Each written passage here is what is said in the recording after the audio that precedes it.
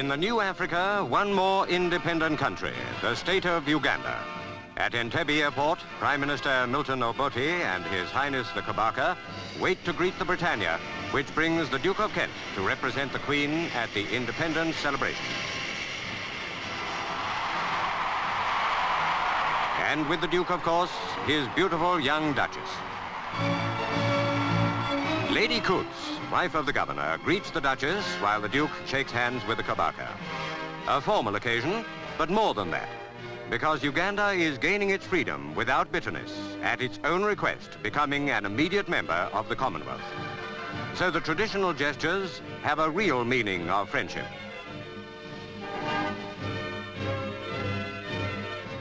Government House at Entebbe, which for one more day is still the capital, is where the Duke and Duchess stay during their visit as guests of Governor Sir Walter Coutts and his wife. After tomorrow, Kampala is the capital. This afternoon, the crowds are gathering at Entebbe Harbour for one of the big events of the day, a canoe regatta. Canoes from all along the coast and islands of Lake Victoria take part.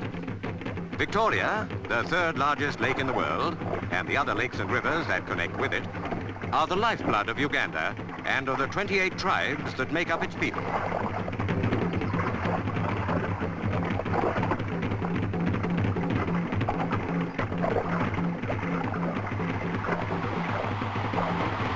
Biggest of the tribal areas is the Kingdom of Buganda, of which the Kabaka is the hereditary ruler, and these shores are in its territory.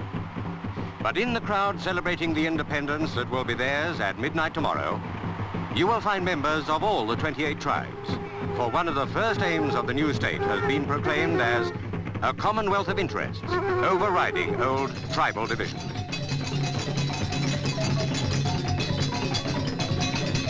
At Twikobi, the Kabaka's palace, His Highness is to give a cocktail party, and more crowds are waiting and entertaining themselves while they wait to see the Duke and Duchess arrive. But first, the Guard of Honor.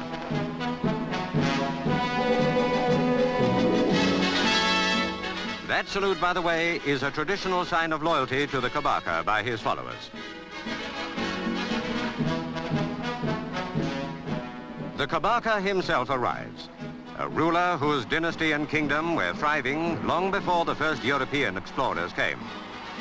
The present Kabaka is His Highness Sir Edward William Frederick David Walungembe Mutebi Luangula Mutesa II, who now welcomes the Duke and Duchess.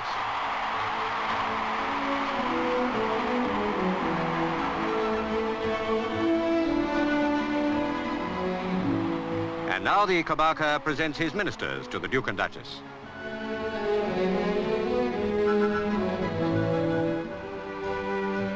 Even at a cocktail party, a certain amount of formality is inevitable. But the crowds in the streets have no such inhibitions.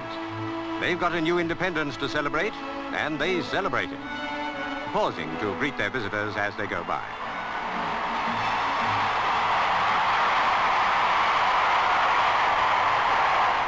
The British, too, can contribute their share of noise and colour to a celebration when they want to. And the Scots Guards do just that for the big independence tattoo in Kololo Stadium. This is the climax of all these days of rejoicing, because here at midnight, Uganda's independence will formally begin.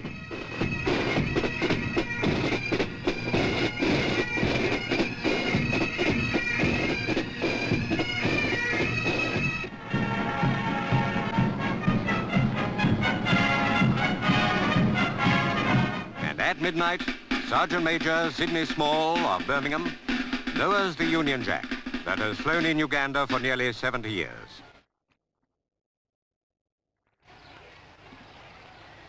At the same moment, the 4th Battalion King's African Rifles becomes the 1st Battalion Uganda Rifles. And to replace the Union Jack, the black, gold and red flag of the new young state, Uganda is born again, free and independent.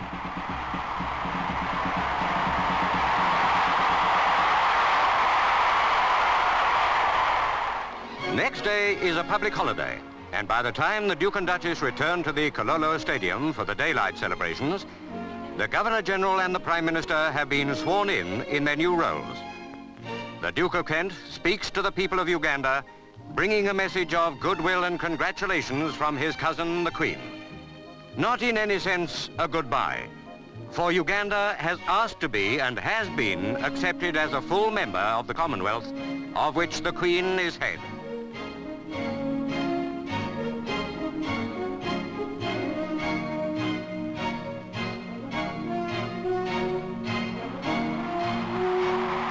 Next morning, the Duke and Duchess arrive at Parliament House for the state opening of Parliament.